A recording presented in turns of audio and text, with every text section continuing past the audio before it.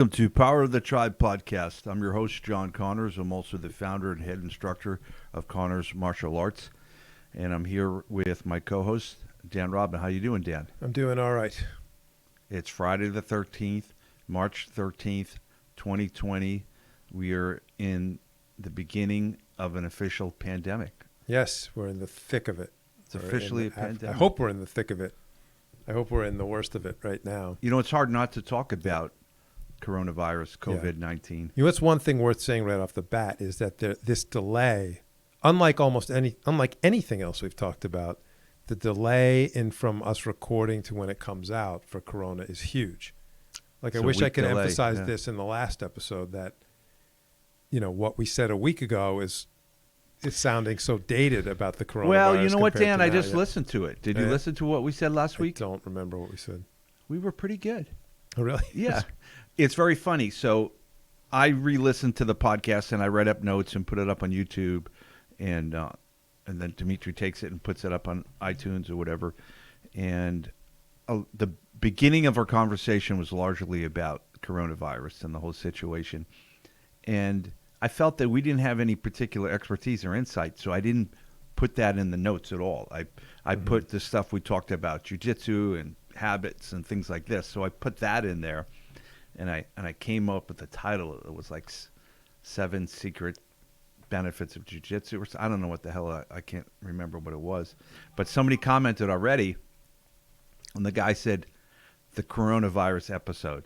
That's what the guy commented on YouTube. And he's right. We talked about the coronavirus, I think, for the first 20, 25 minutes. But, you know, I was listening to a guy on a podcast today, this guy, Tyler Cowan, who's some brilliant guy. And he has this concept he calls meta-rationality. And what that simply means is knowing the limits of your knowledge and expertise and understanding what you don't know. And I think you and I do a pretty good job of that.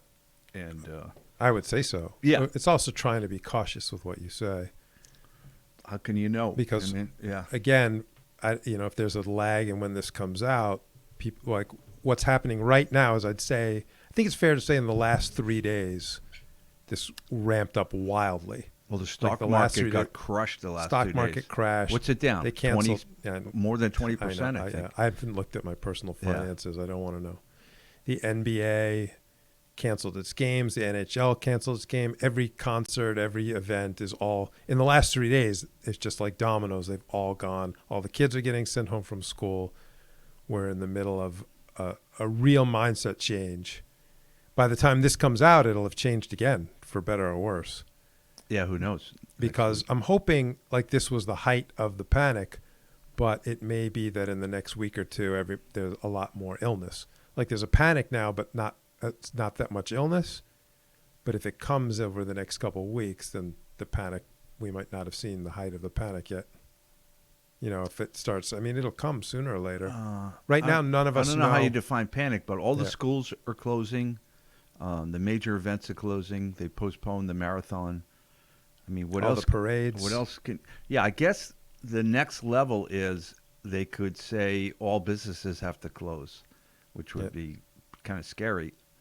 But I don't know. A lot of businesses can work remotely now, so that helps with. But they could close everything except for grocery stores or essential drugstores and things like that. That would be kind of a bummer. Have you been to a grocery store in the last couple of days? I've stayed away because I've heard there's a lot of madness out there. It's madness. I've been to a couple, and it's crazy. And I was just shopping. I didn't go because of the coronavirus. I think I'm out of food and groceries as well, so I'll have to go. But you know what? I figured worst case scenario, Dan, I don't eat for a few days. Yeah, that's probably healthy for me. For you. I probably need that. And I'm sure you have neighbors you could overpower. Oh, I didn't think that. You're right. There's an elderly couple next door. Right. So yeah. There you go. Yeah. I used to say that about. I had a neighbor that was like, he's like, oh, sort of a prepper. Okay. Where he said, I have a basement full of 6 months worth of dried food and canned goods and all this. He was like, do you have a plan? And I was like, I do now. Hello, like Mr. Plan. Yeah, exactly. Do you have stuff? say? Like, I know where I can get it. You know what I saw? Thea had posted on Facebook that she had witnessed women fighting over a box of Oreos at the grocery store. Oreos. That's Oreos, yeah. And I think Mike Schultz, I think, tagged you on the post in the comments. Oh, I missed all Yeah, this. I got a big kick out of it. Yeah, Is this on Facebook? Or it's on Facebook. I'll try yeah, to find it. You got to check that out. The essentials. Actually, to that point, the two things I've seen absolutely hoarded, and I've seen both times I went to the supermarket, Okay. there were people wheeling out entire carts, like underneath and stacked over their heads with toilet paper. Like somehow that's become the thing this time. Like you must stack up on toilet paper. Right. Like the world is going to come to a grinding halt, and they're like, I just need There'll be 1,000 toilet rolls of paper. toilet paper. I think there's places in the world where, like 1 billion people don't even use toilet paper. I think, right? Am I right or am I wrong? And the thing, I don't see, again, I'm hesitating because I don't want people. I think there's millions of people that don't use toilet paper. I don't want to be the guy that like people storm my house, but I've said for the longtime listeners of this podcast, people know I have that fancy toilet seat. Oh, that's right. You get the Japanese robotic toilet seat. Right, that sprays water. You're all set. Yeah. Exactly. I don't want armed hordes coming to my home to get it. Do you, You see what I mean? do you mind if I drop by like once a day I do. during this I do. pandemic? I definitely do. That is definitely not out there for public use. Yeah, Rory and I we haven't hoarded anything at this point. So. The other thing that people are hoarding, and I guarantee if you go today, you'll see it. I'm sure people that are listening have seen it, is bottled water. Huh. I've seen people in the supermarket, they have like 400 bottles of water, like as high as they can stack and underneath. And it's like they're it's sort of like, I feel like saying, it comes out of a tap. Like, you know what I mean? Like we have drinkable water that comes out of the faucet. That's weird, right? Like, you know what I mean? It's sort of like, I think they're thinking of radiation or something. Like, do you know what I mean? Like a nuclear holocaust where they're like... Maybe they're expecting a lot of wet movements. That's why they have all that toilet paper in the water. All that water coming in. You probably need a little extra toilet paper on the way out. Not only are you panicky hoarding, you're panicky hoarding the wrong things. Like, you're not even coming out of here with food. It's like whole carts of toilet paper and water, but not food. And not to mention, so first of all, I literally was laughing seeing some of these carts, packed over their heads with toilet paper. Interesting. And, but not to mention also that total absolute selfishness, of like, like Purell, be like, I'm just going to get 1,000 bottles, like screw everybody else. Do you know what I mean? People are just going in going, I want toilet paper. I'm taking all of it. Yeah. They're not like, well, I'll take a little. So the grocery store business must be doing pretty good, huh? Yeah, for now. Yeah. Yeah. Charmin must be. They're crushing just it. Killing it. But of all things, too, it's like end of days. Be like, well, at least I've got this toilet paper. Like it seems like if it gets to the point where like you can't even get to the supermarket for the amount of times of like 100 rolls of toilet paper, like you've got other problems. Yeah, you've got other problems. Yeah, yeah. Unless maybe you could like barter with it. Is that the idea? Like collapse of society, and you like, I'll give for the rice, I'll give you this roll. My son suggested if we ran out of toilet paper, you just take a shower after you go to the bathroom. Yeah, or bottled water. That's what all that bottled water's for. Yeah, got to keep clean heinies. Yeah. So everyone's reacting weird. Not everyone. A lot of people are reacting very weirdly and panicky. I'm not saying there's not reason for concern, but I did see something. I don't trust anything I read anymore. I thought I saw something that said most of the toilet paper is manufactured in the U.S. and Canada anyways here. Like we don't really import a lot of it. Right, so it's not even I don't think it's going to be a shortage. I don't think there would ever be a shortage. No, I don't think so, but I'm not an expert. So I have books anyway. I could tear pages out. Some books. That's right. I don't know. But one thing, no matter what the case is by the time this comes out with the coronavirus, I think something we talked about on this podcast, a few things we talked about on this podcast come into play. One is I remember saying once, and it was copying someone else's quote, had nothing to do with a virus or emergency, but it was a way to go through life and thinking to yourself, I'm the one who calms things down. Oh, right. I'm calm. That's nice, Dan. Remember that? Yeah. It was like, And I would say, are you playing? Some people, fair enough, it's just not their personality. They're not calming people. That's fine. But for a lot of people that are listening, I think it's important to be that person now, more than normal, right. To be like, how are you affecting your family and friends and kids and coworkers? And, you know what I mean? Are you calming them down, or are you firing them up? Because I think a lot of people just don't think about that. And I know I have a lot of friends that are doing quite the opposite. Like on Facebook, they're posting every tragic number they can and be like, you need to be aware of this, and like getting everyone scared. And that's two separate points. I understand awareness of the severity of the problem is important, but there's a way to do that without scaring everyone, without getting everyone anxious and putting anxiety out into the world, I think. I don't know. Maybe some really good things will come from this, Dan, when this is all said and done, when the dust settles. Well, people will wash their hands after they go to the bathroom, I think, which do apparently that. they haven't been. That's one good thing. But maybe we'll, as a country, we'll just get more effective at dealing with pandemics. Or as a world, yeah. Yeah. I think, once again, I almost sort of remember 9/11, where I was shocked, and I think a lot of the country was shocked at how unprepared we were. 9/11 was scary times. Yeah, we didn't know what was happening. Yeah. And I think the one I remember is that last plane, the one that the passengers took down over Pennsylvania, Mm-hmm. they were jets up by then, fighter jets up, and everyone knew what was happening.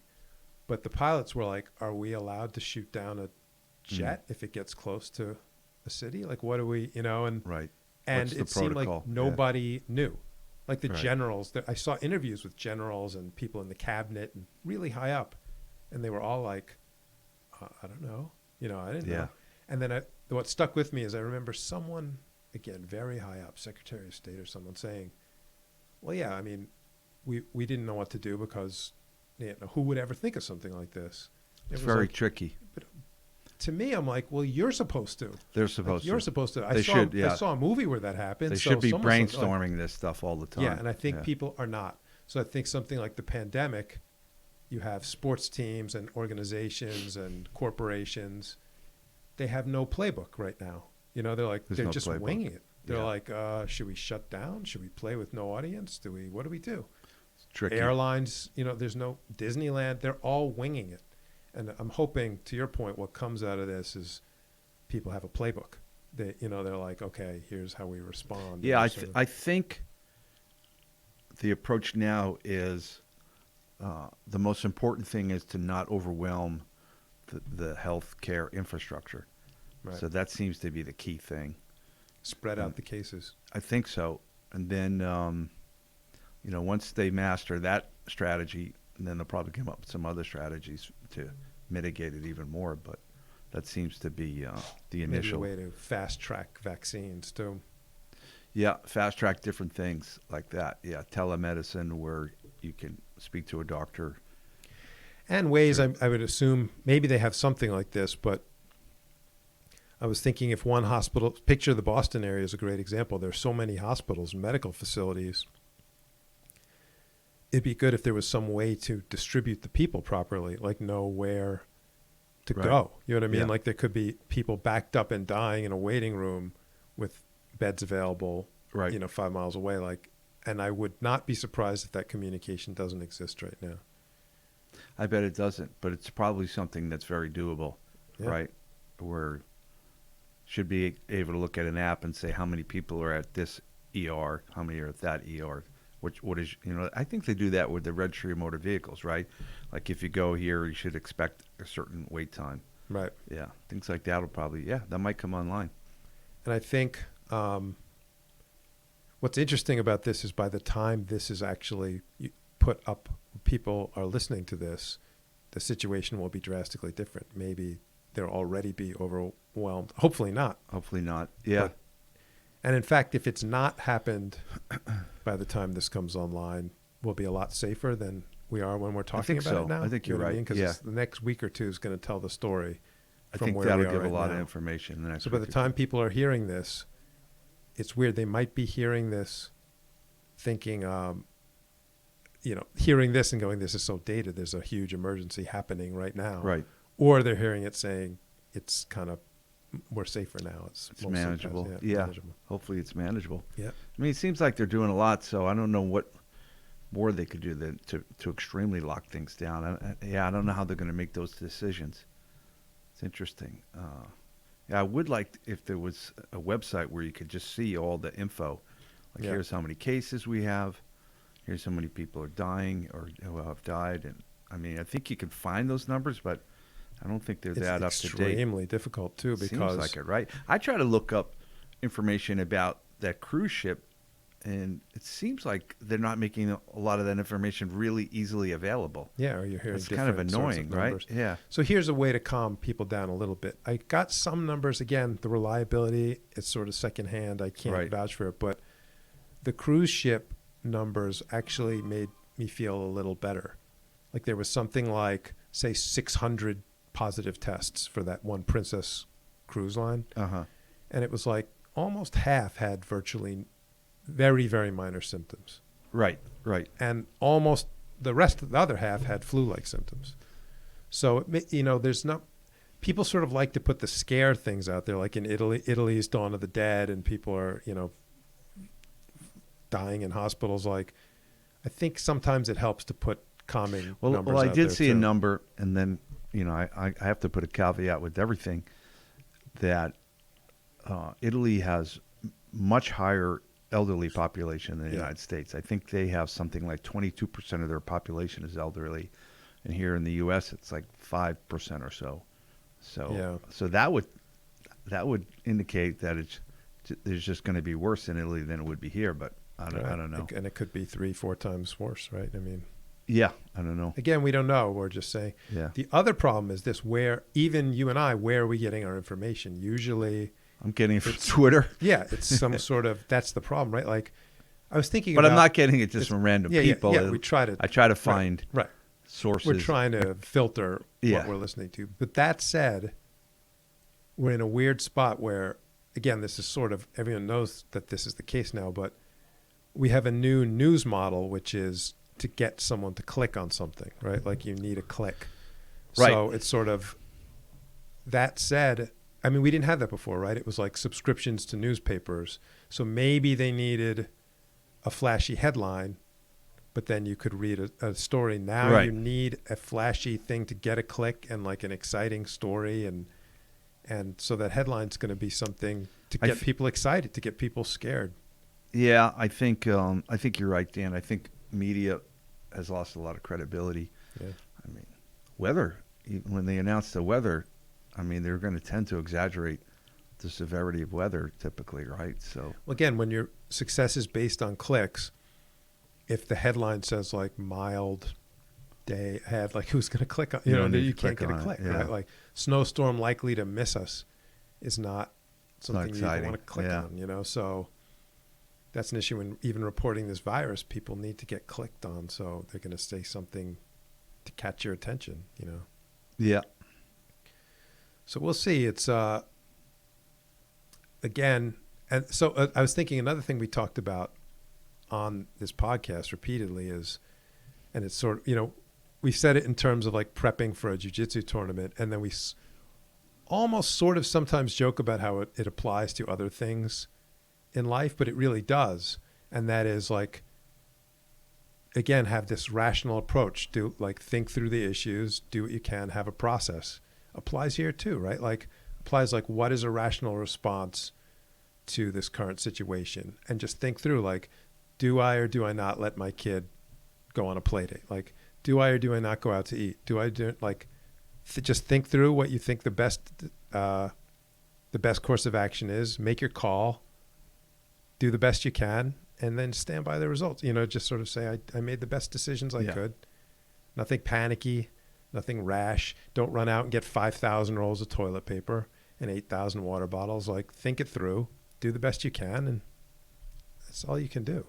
And I think that also reduces anxiety to sit back and think, I made my best decisions that I could. So, yeah, if people around here start dying of starvation, it's going to be really bad.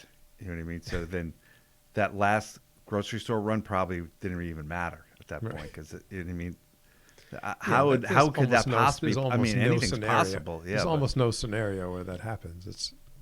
That's completely irrational. Or even running out of toilet paper doesn't Right. seem like something that's going to happen. I don't think so. And you can go a little few days without eating. Actually, Yeah. I saw this guy, Dan. I think he's from Australia, and he ate only potatoes for a year, and he lost like 300 pounds or something. I think he was like close to 500 pounds, and he just ate potatoes, and it And all even fell he off. survived that, right? He survived it. Then I think there is some person, I don't have the facts, so, that didn't eat for a year, but they were like gigantically obese, like 400 or 500 pounds, and they didn't eat for a full year, and they survived, and they lost a lot of weight. I'm assuming they would drink Nutri shakes or something, right? Like they must have. I don't think they had anything, Dan. That's what body fat is your energy, you know? So that's what body fat is for. It's stored energy for us to use in the future. So most of us could skip a day or two probably without eating, and it wouldn't be the worst. I don't know. I don't want to. Better for most of us. Yeah. But this will pass. Sometime we'll look back and we'll be like, remember the coronavirus craziness. Hopefully. Yeah. But we'll see. We'll see. I mean, Well, that's the problem too, Dan. Is all the way back to the Y2K thing, where the media is just telling us. Remember Y2K? Yeah. For you younger people, when 1999 turned into 2000, they told us literally that airliners were going to fall out of the sky. The idea was that computers, which had only, remember, really been invented, not invented, but really got into everything, like into businesses for, 15 years prior to that? Like not very long. 15 years. And the idea was that they all had programs that said that that said the year as like 87, 88, 89. Yeah, they only had 2 digits allotted for the year. And then year. when it went to 00, that was going to screw Right. everything up. Yeah. Like businesses were going to, banks would be like, we don't know what your balance is anymore. Yeah. Airplanes would fall out of the sky because the electronics would fizzle out. Like the idea was that all madness was going to descend upon the land, right? Like, Yeah. And a whole industry started for Y2K conversion or consulting. I don't know Yeah. I can't remember what they called it. And nothing virtually happened. nothing happened at all, right? I think nothing happened. I don't even think you have to say virtually. Yeah, I don't think even one thing happened. Like I don't it wasn't think anything I don't think happened. there was like this one company had a computer that got screwed up. Like I think nothing happened. I think nothing happened. Yeah. Yeah. So strange.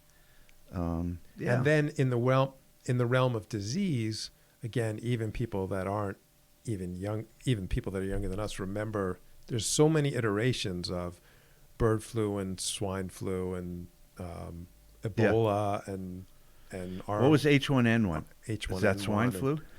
I can't remember which Yeah. one is which, and R1. There was all these. I think H1N1 was one of the worst in the United States. I think something like 60 million people got infected. I don't know how many died. It somehow didn't. This one's different though. Somehow, like this one. I think this one has a higher mortality rate. But nothing. The panic didn't approach. No, I don't anything remember like any this. panic. Yeah. There was virtually no panic. No. And let alone, we've never had. Maybe this, you shouldn't say panic. Maybe that's Yeah. a characterization, but it wasn't as newsworthy as this seems to be. It wasn't even in the forefront of most people's minds. It I was don't sort of think like, so. oh, have you heard? It was sort of like how we were talking about this like 3 weeks ago. Right.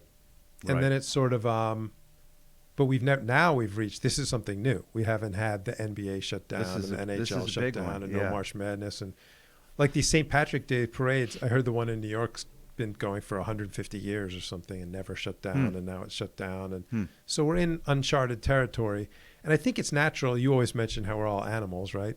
When there's uncertainty, you have a raised level of anxiety, right? It's just normal. When there's a sort of absolutely ill-defined, what we have here is it's a perfect example of an ill-defined threat where you don't really understand the parameters. So it's natural that raises your anxiety. It's like an animal being out at night and just hearing like a rustle. It's like, I don't know what that is. And you're going to be on alert. And you're going to be on alert. Yeah. So the hair rises on the back of your neck.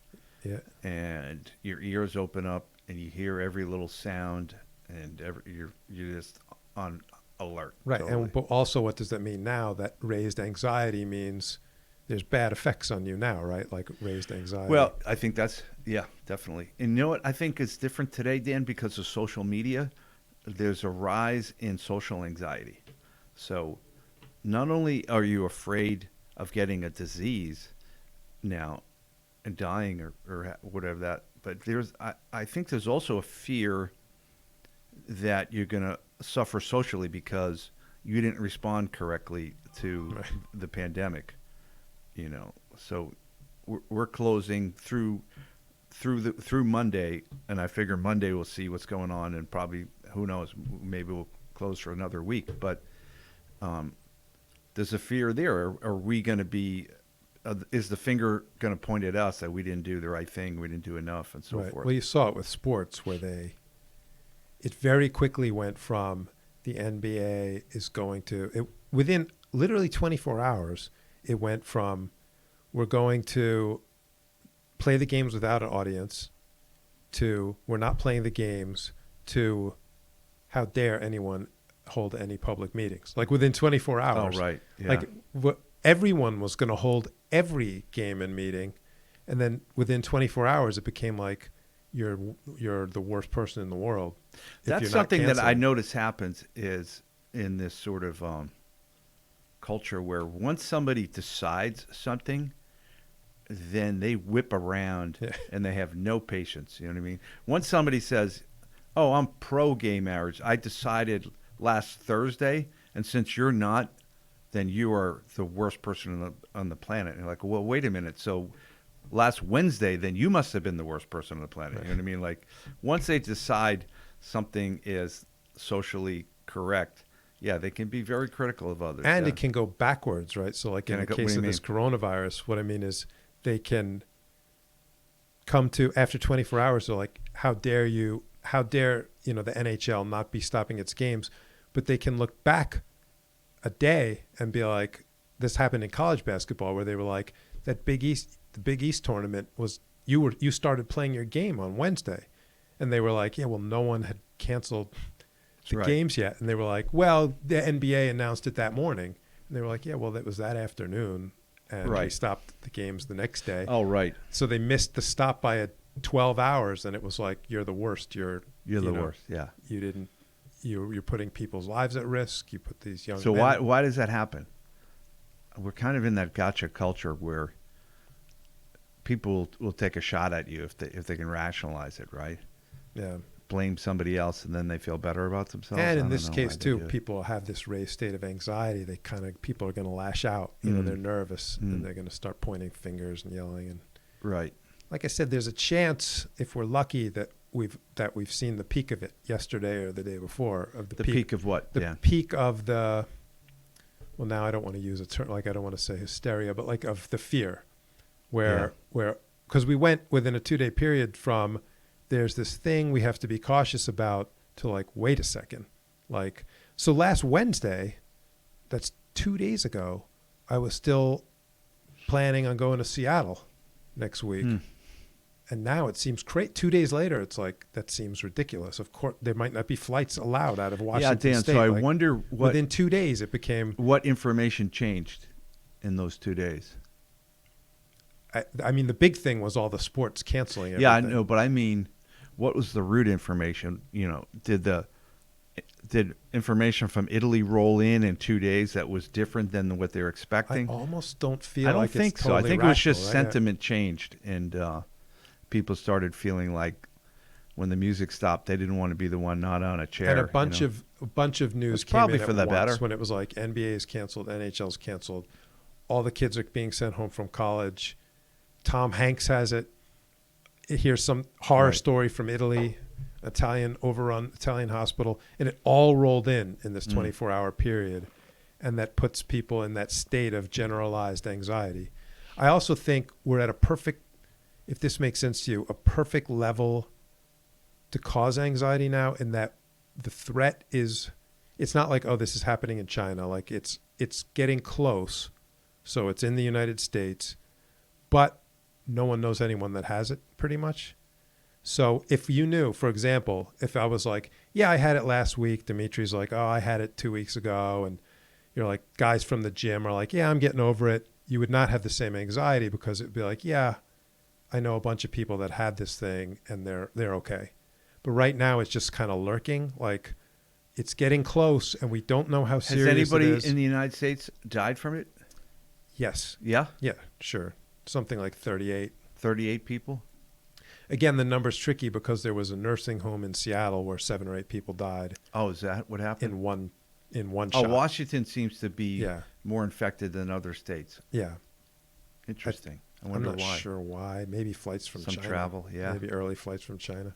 But also, again, when it gets into a nursing home of very frail people, then you have an explode, ripped through them, Very dangerous. Yeah. Yeah. So, and then those numbers get jacked up. You're like, we had 7 deaths just in Seattle area. And Yeah, I'm not worried about my own personal safety, whether I get it or not, but I think it's pretty clear. It's just people who are elderly or somehow compromised. I mean, none of us want it. No one wants the flu. No. But, Yeah. or worse than the flu. I'm not getting into that whole comparison because Yeah. now, like I said, within the last 48 hours, it became like you can get shamed if you compared it to the flu now. Like that became a thing. Like you don't Yeah. dare. Yeah. Like I was saying to you before the podcast, like it sort of the how dare you mindset sort of got put onto this in the last 48 hours. Like where people, if Yeah. you say the wrong thing, people are ready to be like, how dare you? They're ready to pounce. Yeah, ready to pounce. So you have to watch every word. And Got to watch every word now. Which is How not dare my- you? which It's I so usually- funny. That's watching every word is not my strong suit in life. Like I just, Definitely that's not not. how that was a little strong agreement there, but I hear you. You know what I mean? I agree with, I sort of like to talk more freely and not watch every word. And when the how dare you descends on something. Yeah, it's very funny, Dan, you can because get caught. I was bemoaning that recently. I feel like so much of human communication is signaling either virtue or something else, and a lot of human activity is that. And Yeah.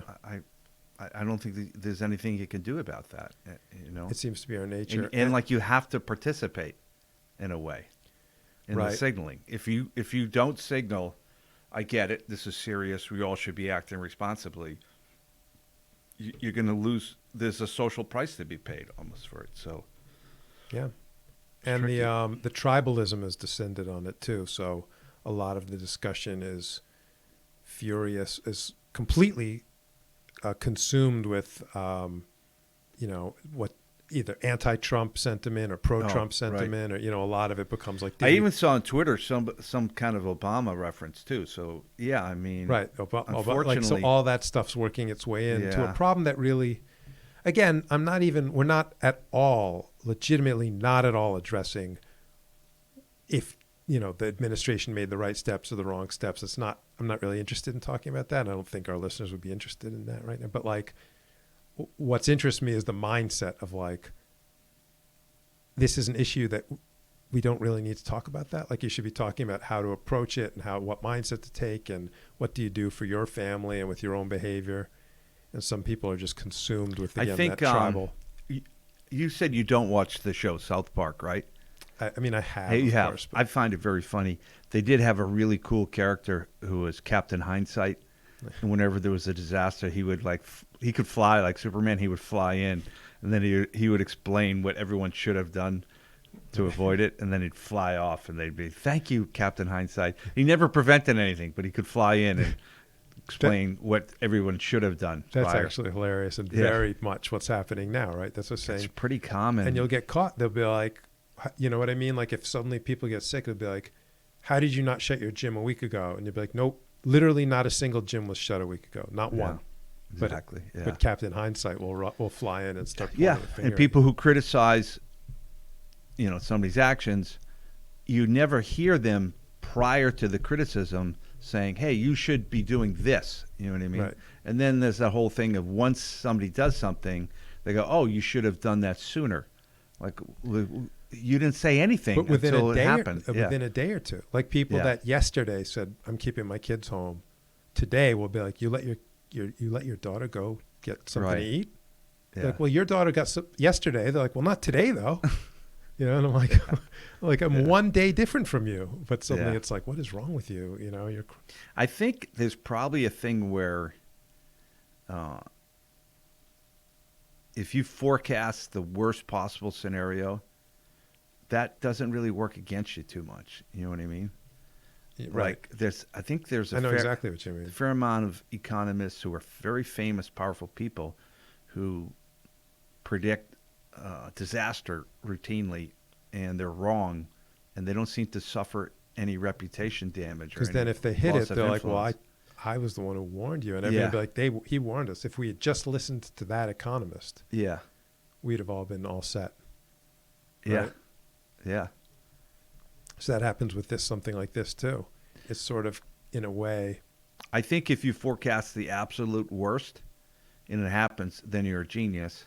If you forecast it and something less happens, you can say, well, it's because of my forecast we took these measures and we actually mitigated it.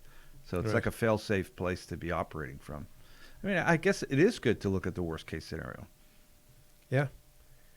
And prepare for it.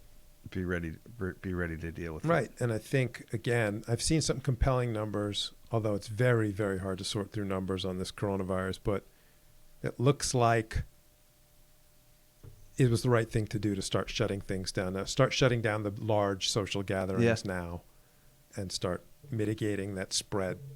Yeah. Because the next couple of weeks will tell the story, Yeah. I really hope they get good information out there on a regular basis. But it's so funny to think 2-3 days ago, I had a friend that was going to have a big party in Seattle and it wasn't called off. People were flying in from around the country. And then 2 days later, it seems insane that anyone would do it. It's like, of 2 course. days later. Dude, And that's what I'm curious about, Dan. Like, what was the new information that people got? Was it Italy? I think it's came more up of a snowball. It's not even new information. I think it's a snowball. It's like, it becomes like the NBA canceled all its games. The NHL canceled all its games. There's no March Madness. And you're going to have a party? Like, you can't, That's a lot of social pressure to not follow through with that. Yeah. Interesting. And it's social pressure with it not being necessarily a bad idea too, because sometimes these things snowball and it's madness and it makes no sense. People just hearing about everyone has to buy toilet paper and they're running out and buying 800 rolls of toilet paper. That makes no sense. Shutting some of these things down and not flying to Seattle also makes sense. Yeah. So it's that combination of like, it's a snowball effect, but it's also not stupid. Like it's reasonable. Yeah. And there's this other element, which is not, I don't think it's most people's nature, which is we all need to stay home for an abstract help to prevent it from spreading to the elderly. That's hard for younger people to do. Well, not younger people specifically. It's hard for anyone to do an abstract thing to help a greater good, like that's abstract. It's not right in front of you. Yeah. If an older person falls down in front of you, I like to think 9 out of 10 people will help them up. Dan, didn't you tell us you didn't help some? Dimitri, didn't he tell us that story about he didn't help some elderly lady at the gym? Her walker was stuck or something? Yeah, but I didn't quite. It was, I didn't quite get the situation. So you're the 10th. 9 out of 10 people will help. I actually, what's one true thing? I have like crossed the street before to help there was an older couple. This is many years ago, but an older guy, I haven't thought of this story literally. Literally hasn't crossed my mind in at least 10 years, but an older guy fell on the ice and he was walking with his wife. And I ran across the street to help him up. And now that I mention it, like there was a lot of people walking past that didn't help him up. So that 9 out of 10 maybe is not the right. No, maybe that's I have a story of helping an elderly lady. Do you want to hear it? Sure. I think. So I think I was like 13 years old. Okay. And it was a summer night. I was up in my bedroom in bed, like ready to go to sleep. And I heard a cab pull up across the street.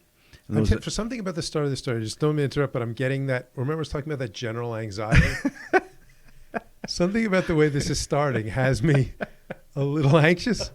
You know, like that animal out at night, like hearing a crinkle, like, what is this? It was a hot summer night. Where's this going to go? Dan. Yeah, where is this going to go?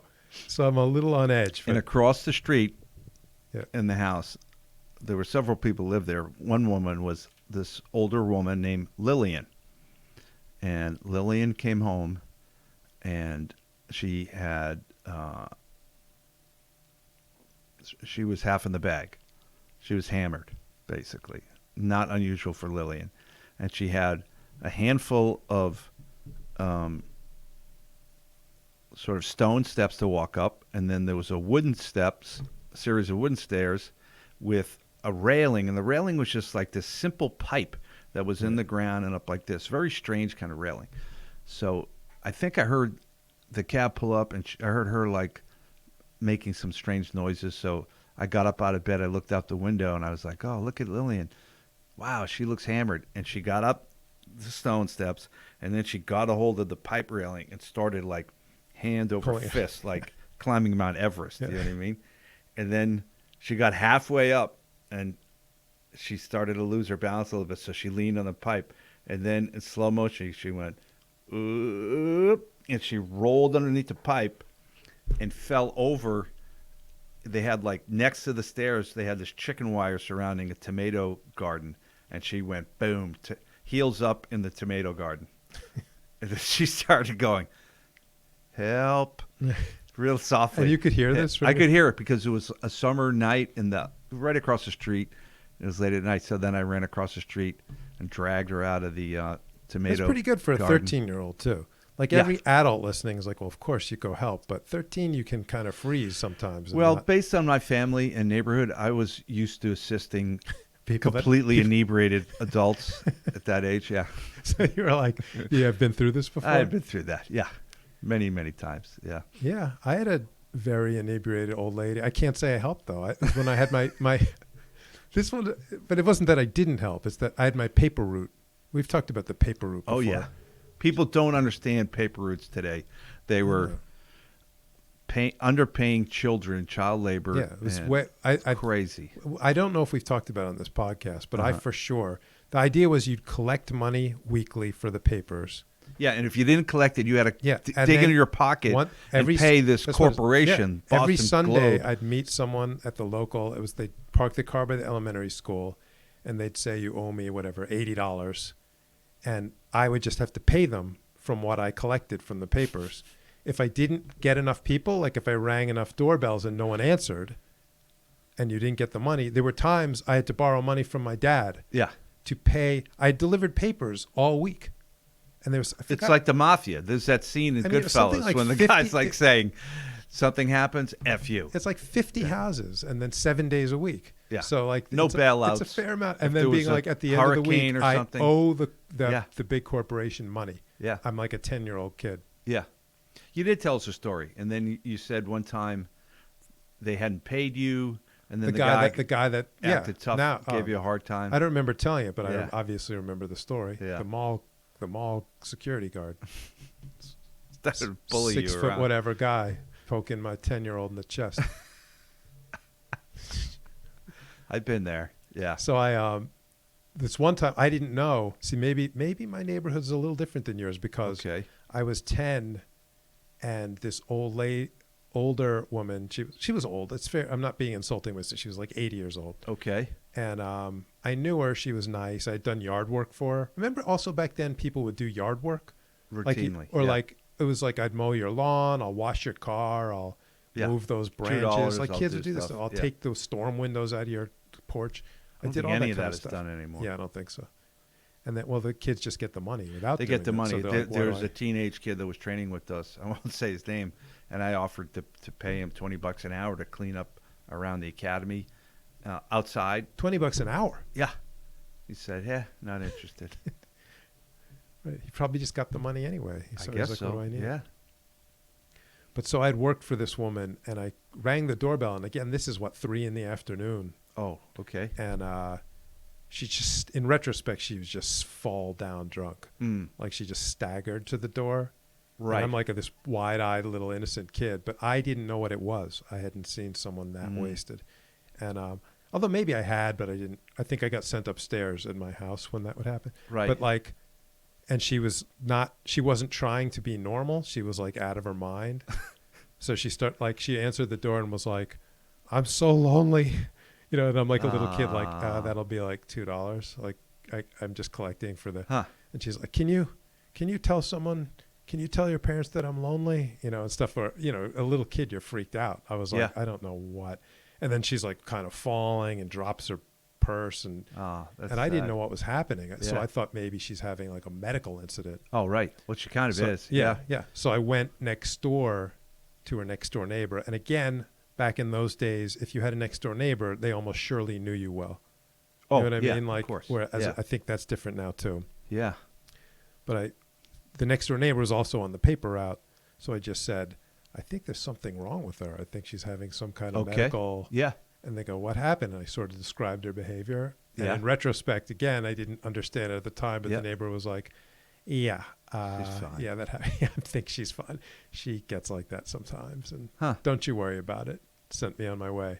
So again, I didn't help her, but I also have an I think you did what you could, Dan. Yeah, You reported the incident to the That's next true. I didn't like responsible adult. run away or do anything like that. I had somebody answer the door in a tattered nightgown and a Bud Tall, like a 16-ounce can of, but that was 10:30 in the morning. I was like, I just didn't imagine a woman drinking a 16-ounce can of beer at 10:30 in the morning in a tattered nightgown. Yeah, that's a hell of a look. Let me tell you. Yeah, you got to think those people probably not around anymore. Maybe not. I don't know. Yeah. And I think didn't I tell you about the van following me? Did that come up on the? I don't know if I told you here. I think so. On I the don't know. podcast. Tell us again, Dan. 10 seconds. It was. Elaborate. Make it good. I had a different paper route. Like, so I had one that was like right around my house. Oh, right. And then prior to that, like that was my upgrade. Yep. Prior to that, I had one like all the way across town. That nobody wanted. Again, the route that nobody wanted. So right? not only did I make no money. Yeah. Not only was it 7 days a week, and Saturday and Sunday the papers were in the morning. There were days I was up in the dark delivering that paper, but it was also across town. Like I had to walk it was probably say a mile to not exaggerate. Right. Yeah. But a mile away, and so it was a mile away from my house. I had to deliver these newspapers. One of the days I noticed again. I think we talked about. I think more so in those days than today, although I can't vouch for that. Kids were alert, and I was doing the paper route, and there was like the stereotype of a van with no windows and two very, very unsavory looking guys following me. And how old are you, Dan? 10 or 11. 10 or 11. A little kid. Okay. And they were following me. Yep. Like, and I was like, this is weird. Like, they're clearly sort of moving the van. Stalking you. Along with where I'm delivering papers. Not and good. they just look like movie villains. You know Yeah. what I mean? Like weird, I can't remember, but Whatever. they looked really bad. And the van looked like a movie villain's van. Okay. So the only thing is, again, I don't want to keep saying back in the day it was different. This is my last one. But kids used to, like, you played these games like Kick the Can, where you'd run through I played yards Kick and, the Can. and Yeah. like you'd hide. Oh, yeah. So you knew all the routes. My neighborhood, Yeah. you knew where to go over the fence, where to slip behind the wall. You could traverse the whole neighborhood without going on a sidewalk. You know? Exactly. Yeah. And so what happened with this is I delivered a paper and I just slipped around the side of the house, went over a fence, went through some yards, and Good got for you, back to Dan. my house. You know what I Nice. mean? Like, so, Yeah. and I even knew in my head, I'm like, there's no way that van's going to be able to figure out where, Yeah. the map in my head was like, this is all through yards and, Yeah. I'm not going right back out to a main road at all. Yeah. They'll never find me. So they didn't. So I slipped away and I left like my cart of papers there. And I told my parents, like someone was following me Yeah. and I got to get the You had paper. like a shopping cart of papers? Yeah. And I was like, I got to get the shopping cart and I got to, finish delivering. Yeah. So my dad was like, well, that's a concern that, I'll go with you. Okay. And so my dad drove me back and he just sort of watched me and I finished the route and I finished delivering the papers. and I went home. And the part of the story that when I told it to you last time, it was again to show how times were different. The next day, They set you out he there. said, "Yeah, have a good danger passed, they're gone." You know, I'm just thinking today, if that happened with your child, like my child, I'd be like, "You're never delivering papers there again. And if you are, I have to go with you," or that or is some very sort of funny safety. that they just set you back out there. Yeah, I mean, he went that day to make sure it was safe, and then he's like, "Well, obviously they're gone," and that was it. Back next day, and not only He's that, like, I'm what pretty would the sure- odds be that they would come back? 50-50? And they're probably like, just if they do, just go through the yards again. But I also felt like not only did they not come with me, I think it was probably out of their heads completely. Do you know what I mean? I think they were not, they were like, forgot all about it. yeah, they were just like, yeah, you're safe. Bye. Like, that's it. Danger passed. Yeah. Well, 'Cause I we can't weren't imagine anyone now inundated dealing with with that that. concept of your kids are just going to get snatched off the street at any moment, right? Yeah. That wasn't that popular back then. Interesting. Well, Dan, I think we've come up on it. This was our official coronavirus this is- episode. Official COVID-19 episode. I hope we and don't have another one. I hope not. I hope I hope the country weathers this as best as possible. I think, you and I aren't experts. We don't know enough about it Yeah. to say anything cogently. So I hope this podcast was of some value to people. And yeah, we'll see what happens next week, right? Yeah. Well, some update. I hope it's a non-update. I hope everything's calmed down. I hope so. Definitely. And again, for the list, just remember that whoever's listening, that this is a 1 or 2 week lag. So That's it. Yeah, today's Friday the 13th of all things. yeah, And Dan, I had written notes about something other than COVID-19, so we would have something, but we never got to it. So maybe next time. next time. And so I had 17 things for jiu-jitsu. So that's a good one. So tune in. It's a good one. Yeah. Yeah. So we'll do that maybe next week, Do it hopefully, next week. if the dust has settled. Yep. All right, guys. Thanks so much. Please subscribe to not only our podcast, but my YouTube channel as well, please. Thanks so much. Talk to you soon.